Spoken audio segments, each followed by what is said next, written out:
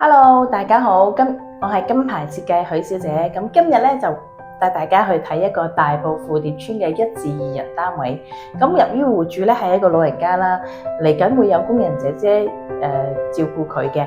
點樣喺有限嘅空間裏邊咧，仍然可以做到兩房嘅設計？跟住我個鏡頭去睇睇啦。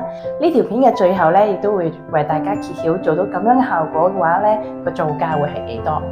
首先咧，一入大門嘅左手邊咧，就同佢做咗一個獅字櫃。大家可以睇一睇啦，可以收納咗啲鞋啦，擺電視機啦，仲可以擺啲飾物。有限個空間裏邊都可以增加佢嘅儲物量啦。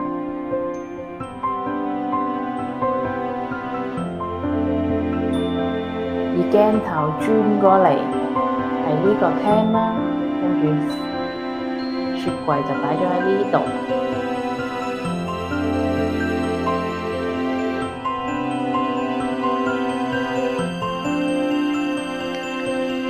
喺大廳嘅部分咧，我哋就做咗一組雙面嘅間牆櫃，去區分返主人房同埋工人姐姐房嘅。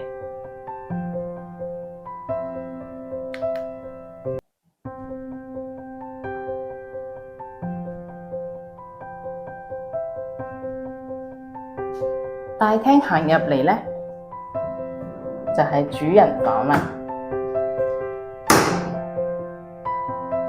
同樣，我哋都會係做咗3尺乘6尺嘅床，床下面又配備4個大櫃桶啦。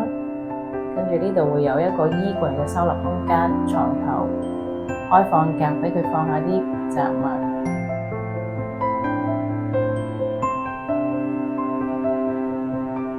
主人房我哋都同佢配備咗一個3尺乘6尺嘅單人床，床頭位置啦，儲物衣櫃嘅空間啦。